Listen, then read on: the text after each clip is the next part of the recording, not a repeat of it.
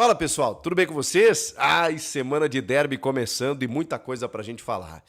Eu tô preocupado com uma coisa, não é exatamente para esse derby, mas estão faltando opções pro ataque do Timão. Eu vou te explicar essa situação. O Memphis Depay, hein? Já tá de volta. Retoma os trabalhos depois da participação dele com a seleção holandesa. Tem também o Coronado, cada vez mais pronto para ser uma alternativa, né, nesse jogo, nessa final contra o Palmeiras. E o Pedro Raul, hein? Isso vai dar bom. Vai dar um bom debate. Chega mais, eu sou o Chico Garcia, inscreva-se no canal e vamos juntos. Rapaziada, o Corinthians está trabalhando intensamente esses dias todos. Eu não gravei no final de semana, né? Tava com a família aí só para dar uma satisfação pra galera. Tava descansando. A data FIFA tem disso, né? Não tem jogo, não tem live, né? A gente aproveita para descansar. Mas eu fiz um compilado aí das principais informações do final de semana para trazer para vocês aqui, já na arrancada dessa semana de final de derby, quinta-feira na Neoquímica Arena. E vocês sabem, né? O Corinthians tem jogadores convocados, não conseguiu trabalhar com eles, são 5 no total, né? Martínez, Carrilho, Romero, o próprio Memphis Depay. E tem mais um que eu estou esquecendo agora, é o Félix Torres. Mas esses jogadores não estavam durante esse período de treinamentos, mas aí tem a boa notícia do Igor Coronado, né, que inclusive trabalhou com bola desde o sábado, ou seja, está cada vez mais pronto para ser uma alternativa, uma opção interessante para o Ramon Dias, especialmente para um segundo tempo. A gente não sabe exatamente qual a condição do Garro, ele vem treinando normalmente, ele figurou entre os relacionados no primeiro jogo, mas foi poupado por conta do gramado sintético, por conta das dores no joelho, está trabalhando todo esse período, então tendência que ele seja titular nessa grande final na Neoquímica Arena na quinta-feira, mas o Coronado pode ser uma alternativa aí para segundo tempo, dependendo do que acontecer, beleza? Trabalhos táticos intensos, né, para poder corrigir algumas situações, especialmente bola aérea defensiva, né? O Corinthians tem essa preocupação, embora nos últimos jogos tenha passado ileso aí, né? O que não deixa de ser uma notícia boa pelo lado do Corinthians. Tem algumas questões, né, desse fim de semana de data FIFA que a gente precisa abordar também, como por exemplo, André Carrilho. Cara, esse cara, as pessoas estão dizendo, no Peru especialmente, né, que o Corinthians fez com que ele renascesse, porque ele já tem uma idade, já é um cara mais veterano, embora a gente tá falando isso pro futebol, tá, gente? Porque 33, 34 anos, o cara é muito jovem. E hoje, até pro futebol, isso mudou também, né? Hoje, os caras conseguem ter uma vida muito mais longa, né? Num alto nível.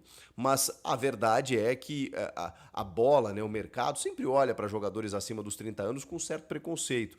E o Carrilho, cara, ele volta à seleção peruana, e as pessoas estão impressionadas com o que o Carrilho vem fazendo. E esse jogo contra a Bolívia, que o Peru vence por 3-1, e a Bolívia, inclusive, está melhor colocada do que o Peru nas eliminatórias. Impressionante o que ele jogou. Impressionante. Ele mesmo postou um compilado de melhores momentos, inacreditável. Mas assim, aquele jeito do Carrilho no Corinthians, né? Um cara só dando tapa, protegendo a bola, né? Saindo para o jogo, participando dos gols, inclusive, né? Então, assim, jogando demais e com muitos elogios da crônica, né, da imprensa peruana, dos torcedores peruanos, do tipo, o que aconteceu com o André Carrilho? Ele sempre foi um bom jogador, sempre foi um jogador de ataque, mas ele jogando por dentro, né, fazendo o time jogar como ele tem jogado, tanto na seleção quanto no Corinthians, faz com que ele receba merecidos elogios. André Carrilho, cada vez encantando mais, não apenas no Corinthians, mas também na sua seleção. O Memphis Depay, ele participou desse jogo da Liga das Nações, né, quartas de final, contra a seleção da Espanha, uma das melhores do mundo hoje, né? E a Holanda, que havia empatado em casa o primeiro jogo por 2-2, fez o jogo de volta no domingo e loucura, né? Loucura porque terminou 2-2 no tempo normal. O Yamal ainda faz um gol no primeiro tempo da prorrogação, tem um empate que gera o 3-3 e leva a decisão para os pênaltis. O Memphis, cara, e aí tem não é uma notícia ruim, né? Mas assim, ele jogou muito bem, pelo menos foi elogiado, marcou um dos gols, um gol de pênalti em que ele sofreu também, mas também em quantidade, né? Mais de 100 minutos, porque ele sai aos 11 minutos, contando os acréscimos, deu bem mais do que isso, né? Mas ele sai aos 11 minutos da prorrogação. Então ele jogou bastante, já retorna nessa segunda-feira para participar das atividades com o Corinthians, né? E seguir a sua preparação, volta antes dos demais. O Carrillo, por exemplo, entra em campo contra a Venezuela nesta segunda-feira, dia 25.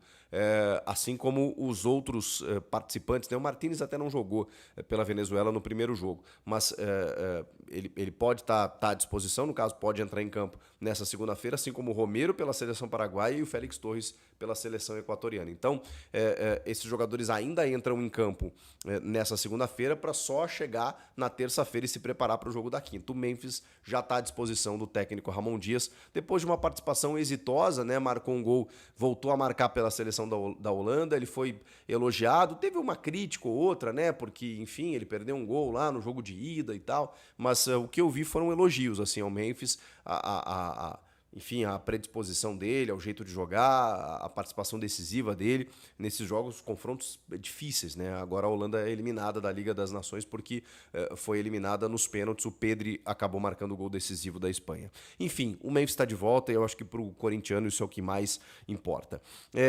Vamos lá, a gente precisa falar de algumas outras situações, porque eu estou falando... O Memphis está de volta, o Ramon tem tido opções para o ataque aí como o Yuri Alberto, o Romero, o Thales Magno e paramos por aí. E por isso a minha preocupação, que não é necessariamente para esse jogo de quinta-feira contra o Palmeiras. Tem a ver muito mais com a sequência da temporada, com o Campeonato Brasileiro e tudo mais. O Héctor Hernández, o espanhol, que estava no time de Portugal, lá o Chaves, que foi rebaixado, onde estava o Hugo Souza, então fica difícil até a gente analisar, porque se o goleiro de um time rebaixado chega e joga o que está jogando no Corinthians, ele não veio por conta da campanha no Chaves, né? Então fica difícil até analisar o Héctor Hernández pela participação dele no Chaves de Portugal. Eu não tive esse preconceito, exatamente pelo desempenho do Hugo. Então a gente esperou para ver o que ele poderia render no Corinthians. É verdade que ele não teve tantas oportunidades assim. Ele tem 11 jogos no total desde que ele chegou. 6 nessa temporada.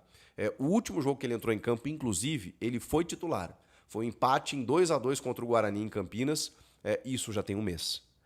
Há um mês, o Héctor Hernández não é utilizado pelo técnico Ramon Dias. Na verdade, nos 6 jogos seguintes a esse confronto contra o Guarani, ele sequer foi para o banco de reservas, com exceção do jogo contra o Barcelona lá em Guayaquil. Na volta, ele também não foi para o banco.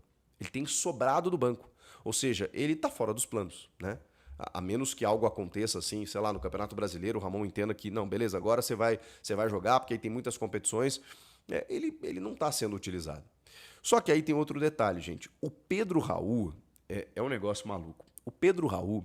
Cara, os caras tentaram emprestar o Pedro Raul. O Pedro Raul recebeu proposta, ele falou, não, eu quero ficar no Corinthians, eu quero dar a volta por cima, que não sei o quê. Ele começa a temporada marcando um gol contra o Red Bull Bragantino, gol que dá a vitória do Corinthians, inclusive, lá em Bragança Paulista, na arrancada do Campeonato Paulista. E aí, o que acontece? Depois disso, ele passa a tropeçar na bola, ele perde gols inacreditáveis, ele não corresponde. Muitas vezes o Corinthians dependeu dele, colocou ele como titular, ele entrando no segundo tempo, ele não jogava. Simplesmente assim, você olhava e falava assim, cara, não vai rolar, não vai rolar. Ele estava com muitas dificuldades. E aí começou a vir muita gente, né, querendo o Pedro Raul, salário alto, aquela coisa toda. O Corinthians conseguiu um modelo de negócio para liberar um espaço na folha, para dar mais oportunidades para os demais jogadores do elenco e, cara, não estava dando certo mesmo. Tinha alguém interessado nele, então assim, vai ser feliz. Cara, e não é que ele está sendo muito feliz? O Pedro Raul simplesmente, desde que ele estreou no Ceará, ele é o jogador brasileiro com mais gols. Pode pegar todas as principais ligas do mundo. Ele tem 6 jogos pelo Ceará e 5 gols. Desde que ele estreou no Ceará, ele tem mais gols do que o Rafinha pelo Barcelona, que tem 4 gols, por exemplo, em 5 jogos. Ele tem 5 gols em 6 jogos. E mais do que isso, ele foi super importante nesse título cearense do Vozão. Ele, inclusive, marca o gol do título do Ceará no clássico Rei diante do Fortaleza. O cara tá simplesmente ovacionado por lá. Tipo, não é que ele deu certo, ele deu muito certo. Ele chegou chegando, ele chegou e virou ídolo do Ceará. Ele já conquistou um título, gente. Ele já botou uma medalha no peito, ele já levantou um caneco, fazendo gol. E gol de centroavante, você olha os gols dele, os caras estão elogiando ele lá, a imprensa, os torcedores. O cara virou uma referência. E aí, cara, ele fez muitos gols no Goiás, ele fez muitos gols no... Fez alguns gols no Botafogo. No Vasco ele não foi tão bem. Cara, talvez o nível dele...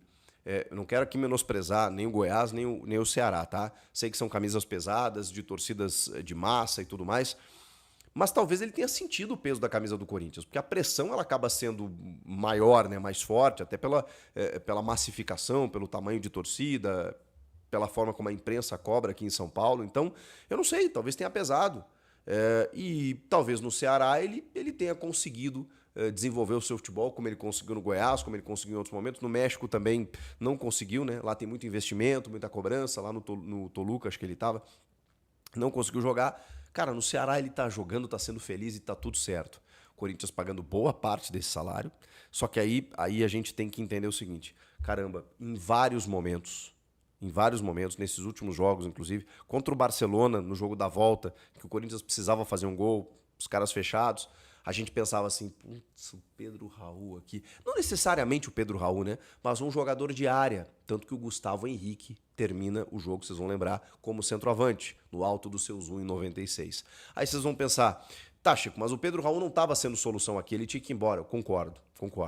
Mas, e aí, o que o Corinthians vai fazer diante disso? Vai ficar quieto? Vai ficar parado? Vai ficar de braços cruzados? Porque o Héctor Hernández não está sendo relacionado. E não estou nem dizendo que tem que ser. Talvez ele não seja a solução realmente. O Pedro Raul foi embora. E não estou dizendo que ele não tenha que ir. Mas e aí? E aí que hoje o Corinthians tem de centroavante o Yuri Alberto e ponto. O Romero faz ali a referência, mas não é a dele. O Memphis faz a referência, mas não é a dele. O Thales Magno não é a dele mesmo. Na ausência desses caras, como opção para segundo tempo, tá faltando, né? Eu já disse aqui que falta jogador de lado. Velocidade, puxar contra-ataque. O Thales é o jogador do 1 contra 1, mas ele não é necessariamente um velocista. E mesmo assim, falta mais gente.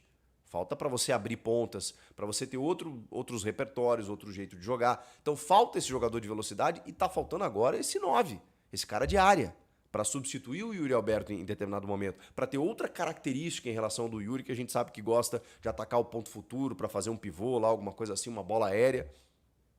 Eu sei que esse cara, na teoria, era o Pedro Raul, mas ele não funcionou. Só que no momento que você libera o Pedro Raul e o cara tá fazendo gol pra cacete, você não aproveita o Héctor Hernández, quem vai ser? Simplesmente o Corinthians vai ficar com essas opções, Thales e Romero, para o banco de Yuri e Memphis. É pouco. Ou encontra na base, e pelo visto não tem, né?